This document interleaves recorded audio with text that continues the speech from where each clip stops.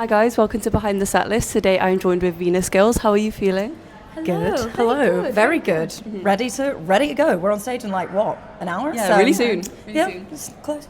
For those who may not know you guys, could you introduce yourselves and the role in the band? So I'm Eliza. I play the guitar. And I'm Hannah, and I play bass. And could you briefly describe your sound for someone who may be listening to you for the first time?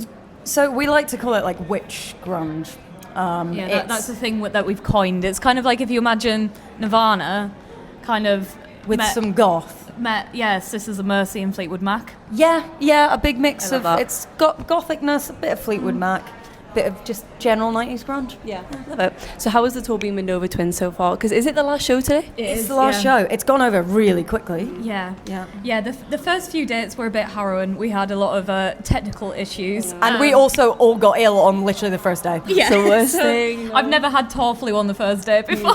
That is it's always like after, never mind the first day. But this last like couple of dates have been a dream. So good. Like I feel like it's kind of gone like that, hasn't it? Where it's kind of got better. So like we did Sound City and Nottingham last night, which is Sound City. I love that venue. Rock City. Rock City. That's the festival in Liverpool. You're going to want to cut that one out. Rock City we did in Nottingham last night, and that was mint. I love that venue. Oh, it's such a cool venue. Mm-hmm. Yeah, I've never been there. I really want to go. Oh, you should. It's really good. It's like, I don't know, it's just a cool vibe, it's a cool size. It's like there's loads of room for the crowd, but then you as a band have loads of room on stage as well, whereas sometimes in some venues they kind of more prioritise the crowd than the stage, get the ratio wrong. But that is spot on, It was a really good show. So Venus Girls wouldn't be a thing without Leeds, because you met at a uni in Leeds, if I'm not mistaken. So how do you feel playing shows here, especially big ones with Nova Twins like this? Well, Eliza joined us after we formed in Leeds, but I am a Leodian myself,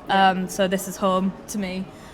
So to end the whole tour in Leeds is fantastic because A, bed is half an hour away, and we had a 10-minute drive to Logan, so it was great.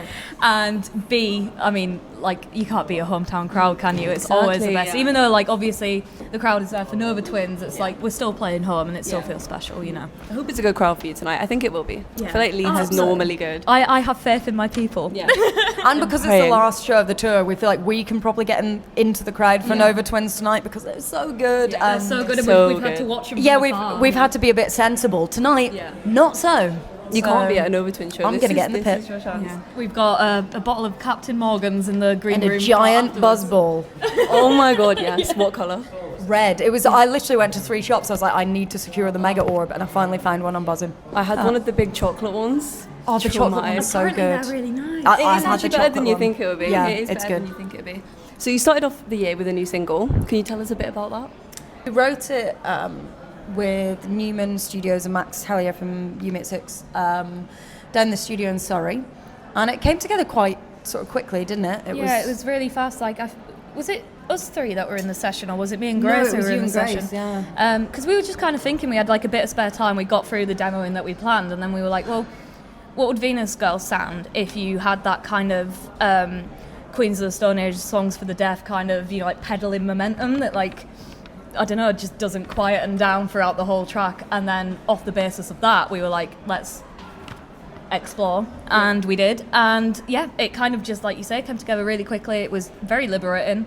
We were looking through texts from our ex-partners for inspiration. Oh my God. And it all fell out of us, and it's a fun one to play. Yeah, I think we keep saying it's like our song equivalent of like a fun little flick, you know what I mean? It's a very just like bam and done. So we thought we'd go into the start of the year with that, and then it's been good. How was the reaction to it being live?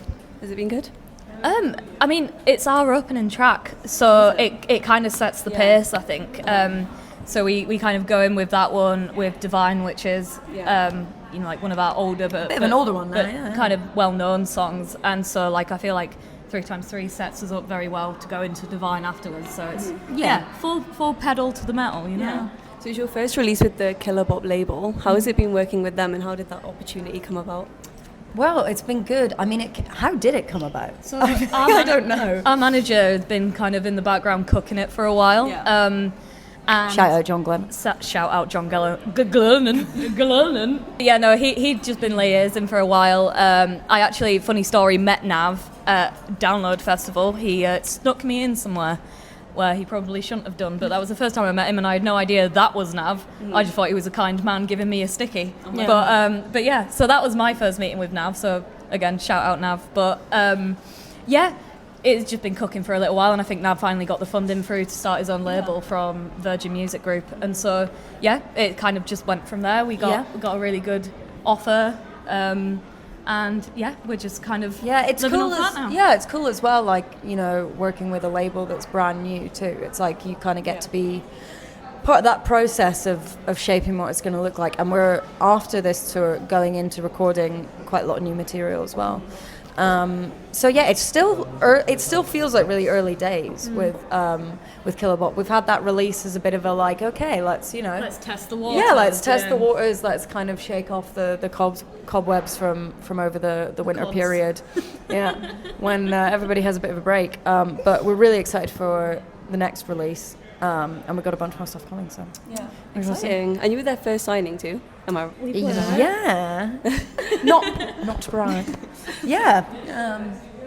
Think. Yeah, exciting. So, what is one musical and one non-musical inspiration behind your music? You can do one together or do one separately. Well, musical. I mean, there's so many. It's hard to kind of even. But I mean, the Cure. We've been listening to a lot of. We were listening to a lot of Typo Negative recently. I'd say Typo are the big inspo at the minute, and 9 Inch Nails, which you're gonna see come out more in the next release. And after that. Yeah, that's where we've been more focusing on the Typo and the 9 Inch Nails kind of industrially kind of vibes. So I'd say they were my musical inspirations. Non-musical inspirations, we've been leaning a lot into like Gothic literature recently.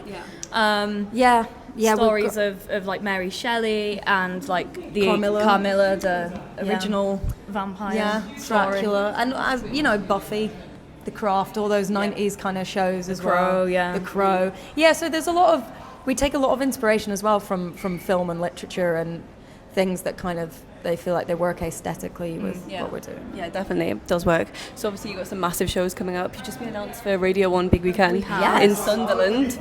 I know, which is so nice. I have to... It's so random. Yeah, because I live in Northumberland, so I'm like, amazing. It's because usually when you get these huge festivals come through, that also comes with like a really big journey, and you go, I'm like, it's like an hour down the road. Sunderland's not far. That's so weird how close you live. I'm sorry. It's gonna be fun. And 2000 Trees as well, which is my personal favourite festival. We had a great time last time. The only thing that I didn't love about Trees, and it wasn't Trees' fault, but it was on the hottest day of the year. It was so I woke up in my tent and I was like roasting, and it was like 6 o'clock in the morning, and there was like no shade because we had to be in the press area, then on stage, and oh my god, that was really hard.